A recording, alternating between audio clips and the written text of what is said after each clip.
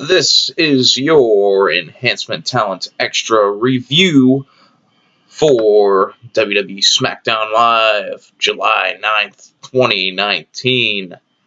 A show that was miles better than Monday Night Raw last night.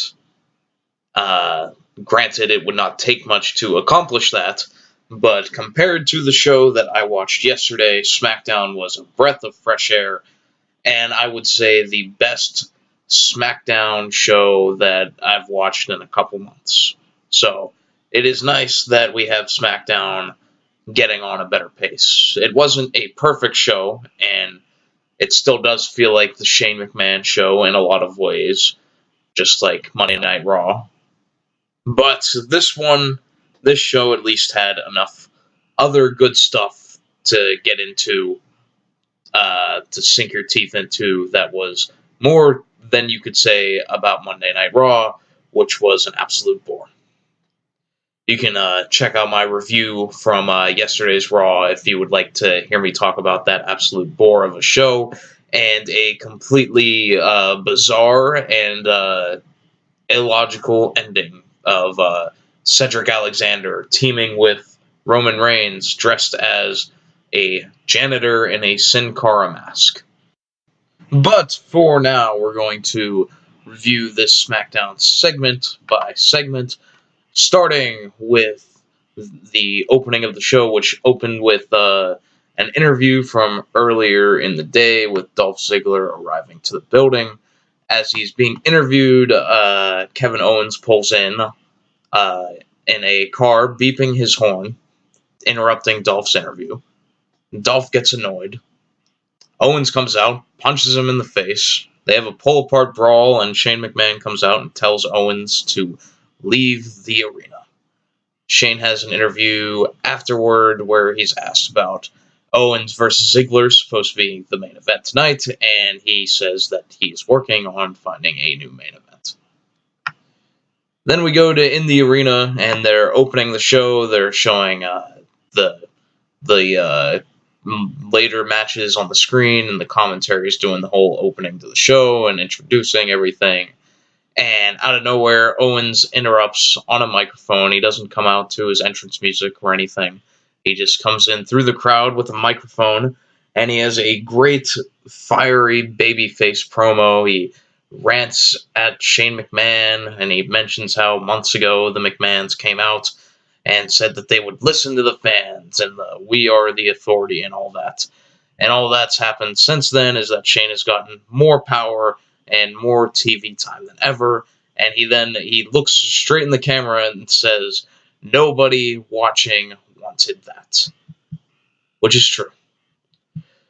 He continues ranting about Shane McMahon being called the best in the world, being a slap in the face to everyone who breaks their back to be a WWE superstar, and that anytime anyone in the back hears that, including Owens himself, they just think Shane McMahon can kiss my ass. Out comes Shane, who communicates to the production to cut Owens' mic. They do so, and Owens grabs another mic and continues to rant, and that mic also gets cut off. So he then just grabs Byron Saxton's headset and continues his rant, and even rattles off names of people that Shane McMahon is stealing TV time from. He says Asuka, Apollo Crews, Buddy Murphy, Ali, AOP, were a few names mentioned that are not on TV because Shane McMahon sucks up every segment of the show. Shane gets security after Owens, who runs out through the crowd. And this was such a good opening to the show. Just Owens' fiery babyface promo, just such a breath of fresh air compared to a normal formulaic promo. Owens has so much intensity in his voice, and it's just an awesome open to the show and set the table for what was to come. And it worked perfectly as the crowd were hot for Owens afterwards, chanting his name. And it's tough because I don't really... The only black mark on it is that Owens came back as a face and then turned heel, and now he's a baby face again. But if we overlook that, this is good stuff from Owens, and he's doing a great job as a babyface as he continued to later in the show. We had Shinsuke Nakamura versus Finn Balor. Shinsuke Nakamura had been MIA until recently, and now he has a match with the Intercontinental Champion. And Finn Balor, who's also been MIA until recently as well. This was a really good TV match, I thought. Shinsuke's little sliding German suplex he does is a really nice addition to his repertoire. Shinsuke's strategy, it seems, was to try to win by countout, which I would say is a good strategy in a non-title match. And if you manage to win by countout, then you can make the case to have a championship match. So I don't know why more people don't try to do that. He hits a Kinshasa on the outside. Balor breaks the count at 9. He then tosses Balor back out of the ring, throws him into the steps, gives him some knee strikes against the steps, and again, Finn Balor breaks the count at 9. But with his guard down after he breaks the count, in comes a second Kinshasa for the Nakamura win. A good match for a TV match, and a solid start to the show thus far, like 30 minutes in at this point. A good match, a good promo at the beginning, and this probably puts Nakamura in line to have a title match later on. I'm normally not a big fan of having someone beat a champion to then get a championship match. It just always seems kind of backwards to me, but I didn't mind it as much in this case because it was at least a good match, and Nakamura needed a big win if they were going to put him into this spot. And that's another thing, is that you could make the argument that it's too soon for Nakamura, that he's been gone for so long, that he's been doing nothing of note, that just pushing him right into the Intercontinental title picture doesn't seem warranted. I would argue that by saying that the time away is actually helpful to Nakamura, because you can forget in that time what he was doing before then in the meaningless tag team with Rusev, and it was more helpful for him to not be seen so that he could come back stronger. We have a backstage segment with Shane McMahon, Drew McIntyre, and Elias, the Shane squad. Dolph Ziggler comes in, and he's pissed off at Shane for kicking Owens out of the building. And then he wanted his match against Owens so he could shut his mouth. And so that's what Dolph is upset about, right? So Shane then says that Dolph deserves to be in the main event, and that he can do so by helping Shane take care of his business by facing Roman Reigns, which somehow Dolph was just okay with. He went in there pissed off about not having a match with Owens, who he was feuding with, and instead is just told to have a match with Reigns to help Shane, and somehow Dolph is just like, oh, okay, that sounds good. This made Dolph look like a complete goof. And Shane does this weird thing where it gets to like the cutting away point of the promo, and he just says, good talk. And then we cut away. We get a video package for Samoa Joe and Kofi. Then we get a backstage Samoa Joe promo. And I love Samoa Joe and what he can do as a talker, but at this point, he's been Bray Wyatted, to put it in relatable terms. That he's such a good promo, and he does such a good job of being so intense and getting his point across, but in the end, he always loses. So there's no point in investing in anything he has to say, because we know he's going to lose.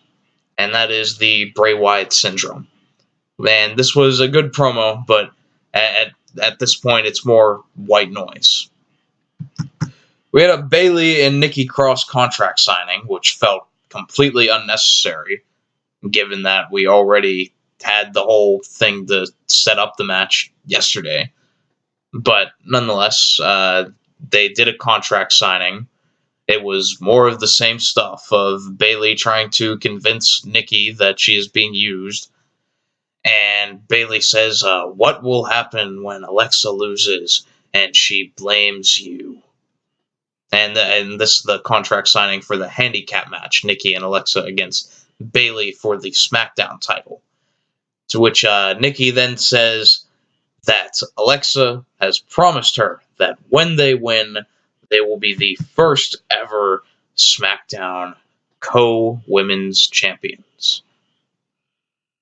You see, I'm not sure what the difference between a co-champion and a tag team champion is.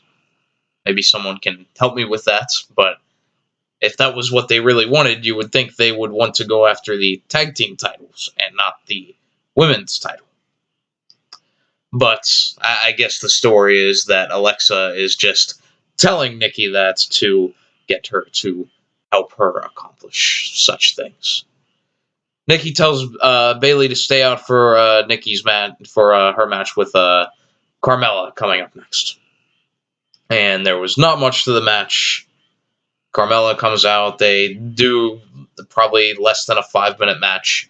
And Cross wins with her swinging neckbreaker thingy. They do a backstage bit with the Iconics running into the Kabuki Warriors and Paige, Asuka and Kairi Sane. And they did the thing a few weeks ago where there was supposed to be a match in the Japan live event in Tokyo, I believe, that Kairi Sane and Asuka would face the Iconics, and if they win, they get the title match. They did indeed win, and they showed us that before this segment. And Paige asks them for their match tonight. And Peyton says that Billy is sick. What did they call it? It was like one of them said it was mad cow disease, while the other one said it was the flu. So then they merged them together and said she has the mad cow flu. I mean, that sounds pretty killer to me. I mean, I think Billy may need some time to recover from this. Paige calls them clowns and then slaps Billy Kay in the face. And the whole sick thing is like a straight out of Edge and Christian playbook. Paige slaps Billy in the face, calls them clowns, and Billy gets in Paige's face, but then Paige says, "Aren't you sick?" Billy fakes a cough, and her and Peyton Royce leave the shot, and Paige says that their match is coming soon. It may not be tonight, but it is coming soon. So we have that to look forward to. We're supposed to have a quote-unquote tag team summit. I don't know why they have to go all over the top with calling it a summit instead of, it was just a promo. So, New Day come out first, and Woods mentions the three-way match between all three of these teams at the pay-per-view for the tag team titles. To which Big E says that it's not exactly what he had in mind when he was told that he would be in a three-way this Sunday. Big E is a national treasure as he continues.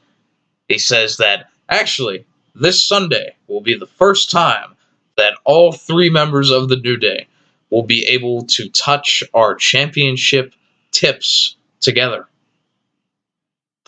And, yeah, insert the Brazzers logo here. Yeah, Big E is just hilarious. Brian and Rowan interrupt. Brian says that the New Day aren't taking this championship match seriously, and that the reason for that is that anytime they are champions, no one takes them seriously. Woods comes back and says that Bryan talks too much without actually saying anything, and then says they want to hear from Rowan, because they're confused how first Rowan was taking orders from Bray, then he was taking orders from Luke Harper, and now he is taking orders from Daniel Bryan. And they just said, Woods says, "We just want to know who your daddy it really is." The crowd starts a "Who's your daddy" chant. Bryan, in his great heel work, puts over New Day, says they're some of the best athletes in WWE and have had some of the best tag team matches in WWE history, but they're never able to escape the middle of the card because they are a comedy act.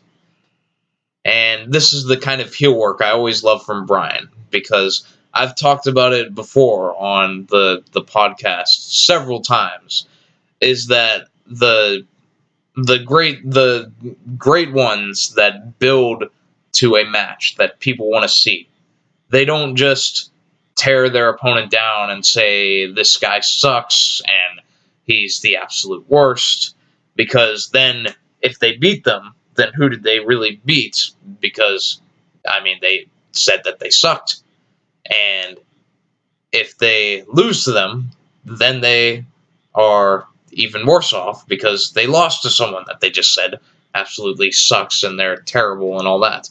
So it's great that Bryan always, and it's in every Bryan program since he's turned heel, that he will always put over his challengers, but then tear into them in a way that doesn't damage them. Like in the New Day, he has a legitimate claim that they do not take things seriously, and that's why they're never able to escape the mid-card, as he put it.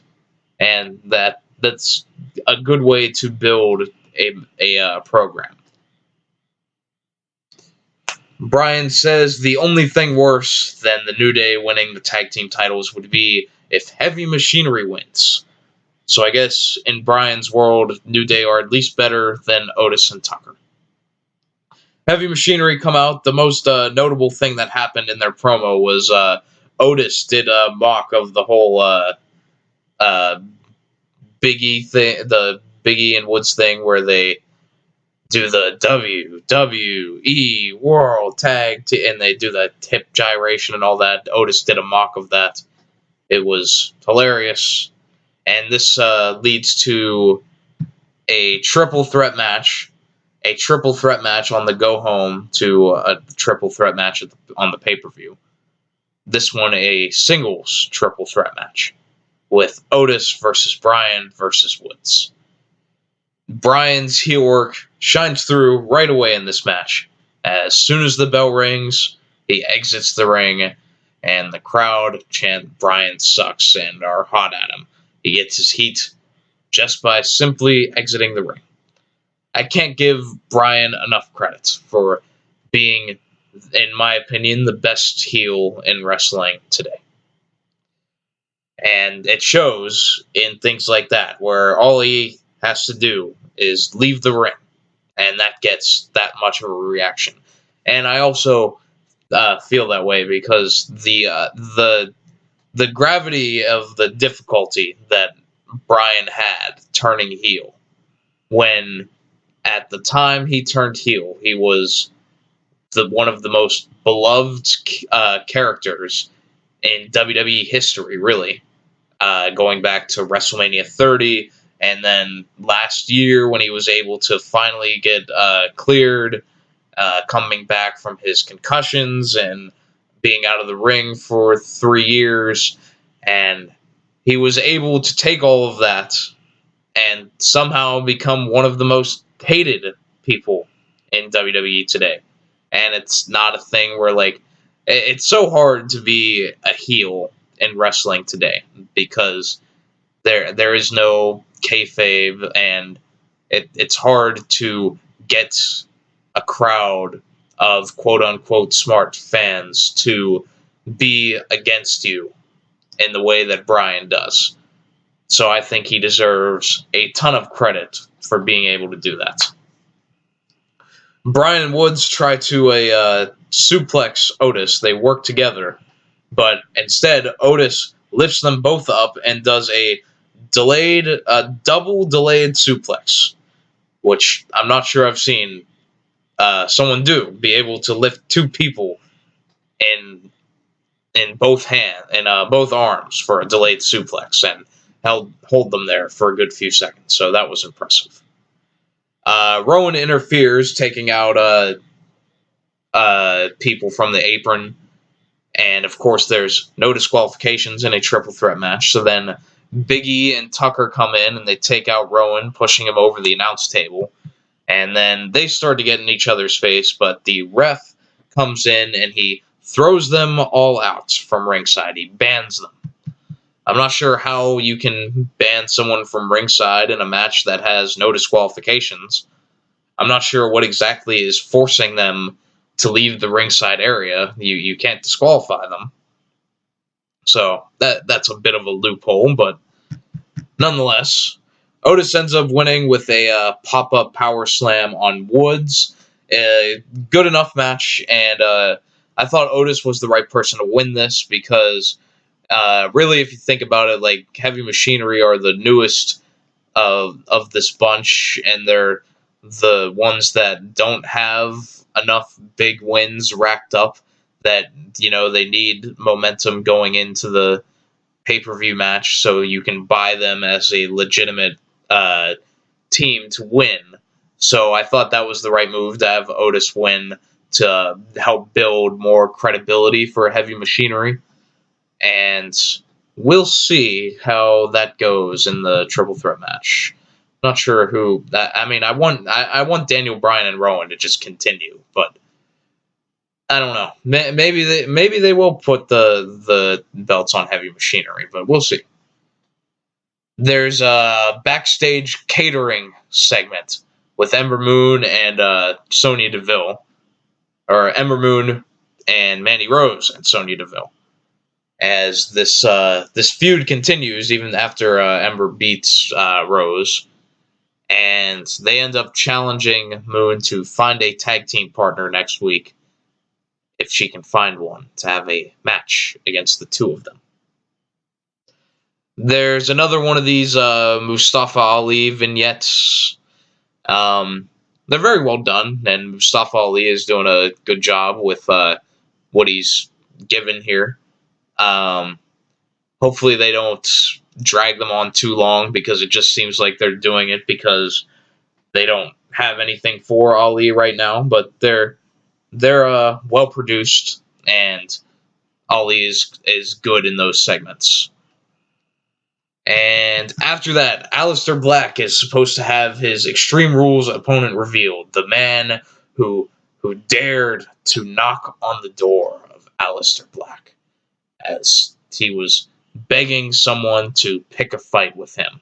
Last week, someone knocked on the door, and then Aleister Black opened the door, and there was no one there. So they played a ding dong ditch on Aleister Black. That is how we are building feuds in 2019: is someone knocking on a door, and then no one being there. So there's this split screen promo, and it's similar to the ones we see on Raw. We just saw one yesterday, in fact, with Alexa Bliss, or not Alexa Bliss, Nikki Cross and Bayley, with Michael Cole conducting it. This time, Tom Phillips conducts this, and there's a split screen with Aleister Black in one end, and then an empty office chair in the other. And Tom Phillips informs us that Black. This is your Enhancement Talent Extra review for WWE SmackDown Live, July 9th, 2019. A show that was miles better than Monday Night Raw last night. Granted, it would not take much to accomplish that, but compared to the show that I watched yesterday, SmackDown was a breath of fresh air, and I would say the best SmackDown show that I've watched in a couple months. So it is nice that we have SmackDown getting on a better pace. It wasn't a perfect show, and it still does feel like the Shane McMahon show in a lot of ways, just like Monday Night Raw. But this show at least had enough other good stuff to get into, to sink your teeth into, that was more than you could say about Monday Night Raw, which was an absolute bore. You can check out my review from yesterday's Raw if you would like to hear me talk about that absolute bore of a show and a completely bizarre and illogical ending of Cedric Alexander teaming with Roman Reigns dressed as a janitor in a Sin Cara mask. Extreme Rules opponent has chosen to remain anonymous. So Alistair Black continues cutting his promo and is upset that he will not get to see the identity of this man. And all that continues until a man walks into the shots of the empty office chair. And he sits down, and it is revealed to be Cesaro. And Cesaro comes in. He pulls a Walter White and says that I am the one who knocks, essentially. And that's about it. Aleister Black says that on that Sunday, I will fight you. And that's about it. So Cesaro was the one who knocked, which was heavily reported going into this. It was either going to be him or Randy Orton, and it looks like they went with Cesaro, which isn't a bad choice. It's an easy win for Black, and hopefully they can do more with Aleister Black than what they are doing. We have another one of these strange Shelton Benjamin backstage promos. I guess it's still a promo. He's asked a question. I don't even remember what it is. Something about the Dolph versus Roman Reigns match. And so Shelton just says, well, and then stops. He looks around. He gets this weird grin on his face. And then that's it. The same thing pretty much that they did last week. And it's just like, it feels like it's going to be one of those things that there's just no payoff to. That and we all know that that's happened many of times, where they set something up and you wonder why that happened, and then you never get the answer. This feels like one of those things that will just be it'll be Mojo Rawley yelling in the mirror. We'll never figure out why. Kayla Braxton is backstage about to have an interview when Paul Heyman randomly walks through the shots, and then they go to the interview with Kofi, and he addresses Samoa Joe going into the match on Sunday. Basic stuff, and following last week, there was not a lot put into the build for Joe and Kofi's match, which is fine. I mean, it didn't need much. They both had a promo. They both said what they needed to say going into the match. I thought they did the more go-home-ish angle last week. Maybe they could have flipped that around and did it this week. I don't know. And then we get the main event of Roman Reigns and Drew McIntyre.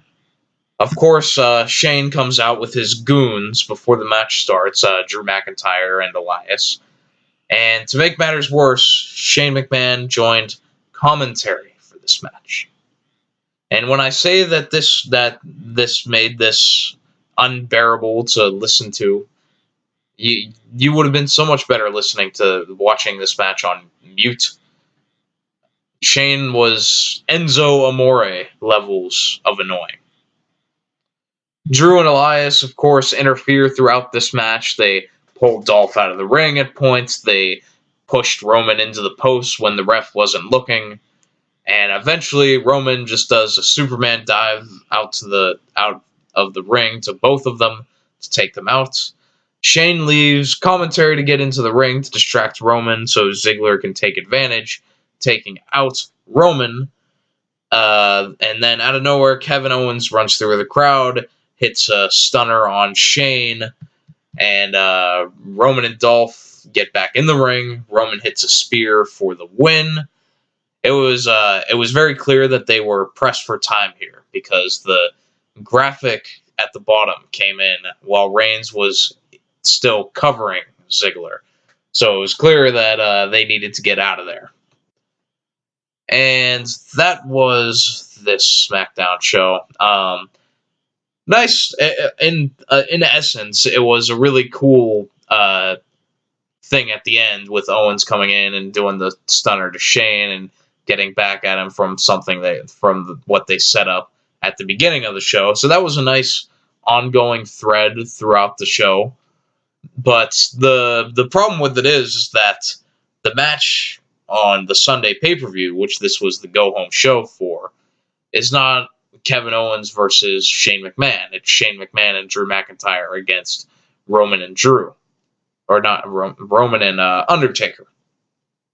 So Owens' involvement in this is kind of out of nowhere, and I'm not sure if the plan is to do Roman and Owens after this. Or not Roman and Owens, Shane and Owens. It just seems out of nowhere, but it was enjoyable throughout this show, even though it didn't necessarily build the pay-per-view up as well. I kind of feel like my prediction for the match on Sunday, with randomly Cedric Alexander helping Roman, and now randomly Kevin Owens being against Shane McMahon, it sort of reminds me of the time where Baron Corbin was the interim GM of Raw, or whatever the title was, and he had the match with Strowman, where if Corbin won, he got to be the full-time GM, and that's when all of the people he screwed over came back to haunt him, because it was a no disqualification match, and then everyone who Baron screwed over came out and just beat up on Corbin so that Strowman could just put his foot over him for the win. I kind of feel like maybe that'll happen, like Cedric and Owens and whoever else, Miz, whoever else you want to throw in there that has their grudges against Shane McMahon. They can all just come in and beat up on Shane. I mean, I don't feel like that's actually what's going to happen, but it feels like they've sort of set that up with how many ongoing feuds Shane McMahon is involved in. I don't know. And that's really the only issue with the show, is that it still felt like the Shane McMahon show, which is not a good thing to have, and there's still a lot of room to grow, but for what it was, this was a good SmackDown, and Kevin Owens was great, and the beginning and the ending angle was good. So, overall, I would say this was a large improvement from Raw last night, and from SmackDowns in previous weeks, so I will give it that. It was an improvement. And yeah, that's about all I have to say for this one. I'm going to get out of here. We're going to have our regular podcast on Thursday. Myself and Chris will predict the Extreme Rules pay-per-view as well as the AEW Fight for the Fallen show.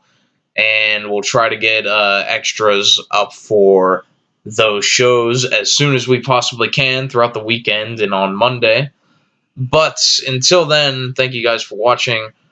Press the subscribe on YouTube. Check out the podcast on iTunes, Spreaker, Google Play, Stitcher, and whatever other podcasting platforms you can find it on.